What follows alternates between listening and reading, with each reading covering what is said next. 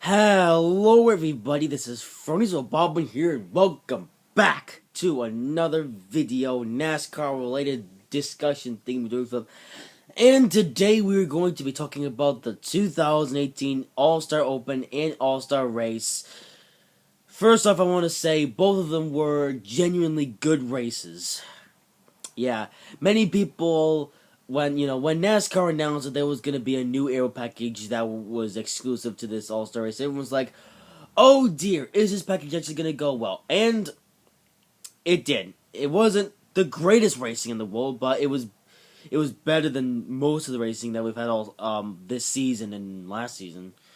It's better. It's better than that stupid low sausage downforce package that they introduced at the beginning of 2017. That I really wish NASCAR would just revert back to the 2016 package, but I'll get into that later. So the Aero package provided good racing, and I will talk about the Aero package, but first of all, we need to get into the race itself. So the All-Star Open, very exciting race to say, I will say. Daniel Suarez was able to win a stage, and so was AJ Allmendinger and Alex Bowman. I do like Daniel Suarez and Alex Bowman. I hope they do, win the races eventually. And AJ Allmendinger winning a race, or winning one of the stages in the race. I can't remember which race, or which stage that Allmendinger won. But it was one of them, and Allmendinger did it pretty well. Now we just need Allmendinger to not be in a slow car at JTG Daughtery Racing. I think Allmendinger should possibly try to find a ride that is faster, but I'll get into that later. So that was so overall, All-Star Open was a good race. Chase Elliott, he almost won one of the stages, but at the final stage, Allmendinger pulled away, and Chase Elliott just couldn't quite get it. So, but he tried his best. That's the important part. So, and now we get to the All-Star race. Quite a lot of pack racing, to say the least. Apparently Bill France or NASCAR in general wanted plate style racing restricted plate style racing at tracks like Daytona and Talladega to be at mile and a half tracks. They did get it, and it did provide a better race compared to all the other mile and a half races that we've had this year, because all the mile and a half races so far this season have just been boring and rubbish, to be honest. But this mile and a half race was good, or these races were good. And the All-Star race, apparently Matt Kenseth managed to win the pole, and everyone's like, whoa, Matt Kenseth, have you suddenly woken up after your absolutely rubbish performance at Kansas? And Kenseth was like, yeah, interestingly I was, but as soon as the race began, Matt Kenseth just fell flat. I really don't know if it has to do with Kenseth not being in the car for a while, or maybe the number 6 car is just rubbish. But I just wish that they would have kept Matt Kenseth at JGR for at least 2 or 3 more years. But so the race went on, and it was, good for the most part. No silly gimmicks for this race. Although sometimes the gimmicks do make the All-Star race slightly more exciting, but then again, this All-Star race was debuting a brand new aero package, so I guess NASCAR didn't really want to test anything or add any silly gimmicks while testing on a brand new package, which could possibly be the future of NASCAR. So, apparently Jimmy Johnson was running up there, which is quite cool. Nice to see Jimmy Johnson doing well for once this season. And Daniel Suarez even led a couple of laps in this race, which is quite nice to see. I think Daniel Suarez even won a stage. No, it didn't. I think Chase Elliott almost won a stage, but Chase Elliott, the only reason why he got into the All-Star race was because of fan vote. But hopefully one day Chase Elliott can get into the All-Star race, not needing the fan vote, and instead winning a stage in the All-Star Open, or possibly, becoming an All-Star. That's the whole point of the All-Star race. It's all about the All-Stars of NASCAR.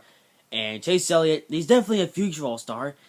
He just needs to get his first career win. Like, at this point, everyone is just waiting for the time that Chase Elliott will get his first career win, because he desperately needs to get at this point. I mean, I really hope that Chase Elliott can win a race in the Cup Series, because apparently Chase Elliott is not going to be running some Xfinity Series race in the 23. I don't know why in the world that's a thing. It's stupid. They should have just kept Spencer Gallagher in the number 23, but they were like, nah, let's put in Chase Elliott, even though Chase Elliott, he needs more practice in the Cup car. But apparently GMS wants him at the 23. I don't know. I don't know. I just would never make that decision. I don't know. I don't know. Chase Elliott, I don't know why in the world he decided to make that decision. But, yeah, just not quite. Apparently Hooters will be sponsoring one of the races that he's going to be running in the Xfinity Series, but that's anything. But I'm not, but, I'm also waiting for Chase Elliott to win a race at some point in the future. I bought a diecast of his Napa car, and I have Chase Elliott as a part of my Twitter name, and I'm not going to change my Twitter name until Chase Elliott wins a race. That's the thing. But anyways, getting back to the race, and then it was almost the end of the race, and I was really hoping that Daniel Suarez would be able to win this race. Unfortunately, Kevin Harvick was there at the end of the day, and he just pulled away and stole the show and wins the $1 million. At this point, I don't even care if Kevin Harvick wins anymore. He's just gonna keep winning and winning and winning until, I don't know, until he's past his prime at this point. Because I think Kevin Harvick is gonna be at Stewart-Haas Racing for a long time. So I think Kevin Harvick is just gonna keep winning races until he's past his prime, which probably won't be for another. Well, if he's gonna continue to be this good, he's probably not gonna be out of his prime until possibly another 5 or so years, I imagine. But I don't know why. I guess I don't know why Kevin Harvick would retire right now. I mean, why would you retire when you're at the top of your prime? So, anyways, overall, the All-Star Open and the All-Star Race were both very good races. Definitely much better than every other mile and a half race this season. I would say All-Star Race would be up there in the top 5 races of the season in terms of excitement and competition and stuff. But obviously only because of this Aero package, which we're going to get to right now. So, the Aero package. I was really skeptical about this Aero package, because apparently there are 4 different factors into this Aero package that make it slightly different from the regular package that we've been seeing for the whole other rest of the year. We had a spoiler with aero ducts. We had, wait, did I say aero duct? We had a spoiler with ears on each end of on each side of the spoiler. We had, aero ducts. We had a 2014 style splitter, and the restrictor plates. Now, I think this is a genuinely good package, but it can be better. It's good for Charlotte, so here's what I would how I would change the package. First of all, get rid of the restrictor plate. Restrictor plates are bad. Get rid of them from this package. It's not necessary. Keep the aero ducts, because the aero ducts are good. Get rid of the splitter, because splitter is also bad. And spoiler, or I guess keeping the spoiler wouldn't be a bad thing. Some say that, NASCAR should get rid of the ears on the spoiler, but I think that the ears aren't that bad, to be honest. Well, at least for now, but I think what we should do is that we should keep the ears on there until it gets to a point where the races might be somewhat batting because of the ears. But at the same time, we don't want to make the spoiler too high, or else we'll be back to where we were in 2015 with too much downforce, even though we're kind of already in that platform. Yeah, even though we're already in that platform with a package that is too little downforce. So that's lovely. However, I would keep this package as it is, but only for the All-Star Race. Take this package and just make it exclusive for the All-Star Race. The only time that we will ever use this particular aero package will be during the All-Star Race.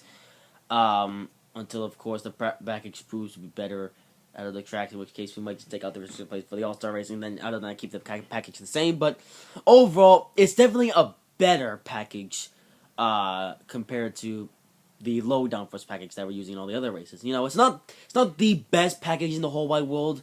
I do think that we should still go back to the 2016 package, because that package was actually good. You know, whilst dropping the splitter. Like, really, the splitter is really the only thing that needs to go on the 2016 package. Apart from that, it's a good package, and we need to see it back in NASCAR. It's probably not going to happen because NASCAR is stupid, but if it does happen, then there's a good chance that pigs will fly. So, I guess that's something. But we'll see what NASCAR does going into the future. Simply, the NASCAR is currently working on a Gen 7 car. I don't know anything about that, but I guess I'll just keep my eyes peeled and see what happens.